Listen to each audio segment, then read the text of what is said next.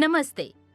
अंग्रेजी विषय पर मेरे सत्र में आप सभी का स्वागत है और विषय है द लास्ट लेसन, लेखक Alfonso doubt. The last lesson France रूसी युद्ध के दिनों पर आधारित है, जिसमें फ्रांस को बिस्मार्क के नेतृत्व वाले प्रुशिया ने हराया था। इसके अलावा लॉरेन और अल्सासो के जिले फारसी शासन के अधीन थे। इन दोनों जिलों में फ्रेंच पढ़ाना बंद कर दिया गया था और उस वक्त फ्रांसीसी शिक्षकों को चले जाने का आदेश था। परिणाम स्वरूप श्रीमान हेमेल अपने पुराने स्कूल में रहने में सक्षम नहीं थे। इसके बावजूद उनका द लास्ट लेसन भक्ति और ईमानदारी से भरा था। हालांकि उन्हें पता चला कि ये उनका आखिरी पाठ होगा। जल्द ही उन्हें विषय के महत्व का एहसास हुआ। कहानी का वर्णन एक फ्रांसीसी लड़के द्वारा किया गया है जो है फ्रांस एक आलसी लड़का था। हालांकि अपने आलस्य के बावजूद फ्रांस को खेलना पसंद था और वो संवेदनशील स्वभाव का था। और इसके अलावा फ्रांस अपने स्कूल में अपने टीचर मिस्टर हेमेल से नफरत करता था और उसे फ्रेंच पढ़ने में कोई दिलचस्पी नहीं थी।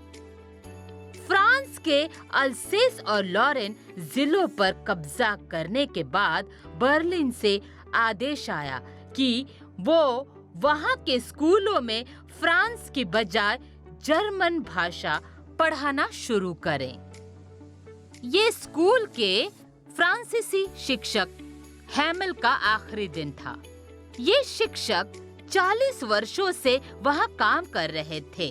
इसके अलावा उनमें देशभक्ति की भावना थी और पुरानी यादों और दुख से भी भरे हुए थे।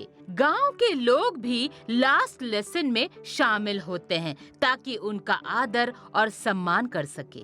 गांव को इस बात का अफसोस और दुख है कि उन्होंने बचपन में अपनी मातृभाषा नहीं सीखी। उस लड़के फ्रांस को बड़ा झटका लगा जब उसे पता चला कि ये फ्रेंच भाषा का आखिरी पाठ है। वो हैरान हो गया क्योंकि उसे फ्रेंच भाषा नहीं आती। इसके अलावा लास्ट लेसन के बारे में जानने के बाद उसमें फ्रेंच सीखने के प्रति रुचि अचानक पैदा हो जाती है। वो पूरा ध्यान देने लगता है और आखिरी दिन सिखाई गई हर चीज को सीखता है और इसी के बाद उसे पसंद आने लगते हैं शिक्षक हेमेल्स। उनके प्रति उसकी घृणा की भावना अचानक समाप्त हो जाती है। फ्रांस अपने शिक्षक की कड़ी मेहनत और ईमानदारी का सम्मान करने लगता है। ये कहानी कुछ इसी प्रकार की है। अपनी भाषा और मातृभाषा के प्रति प्रेम को लचीलेपन के चित्रण के लिए एक उदाहरण के रूप में दिखाया गया है।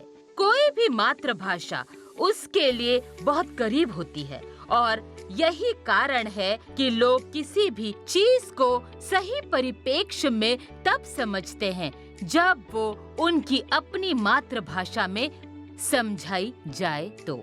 ये अपनी भाषा के प्रति प्रेम को लचीलेपन के उदाहरण के रूप में दिखाया गया है।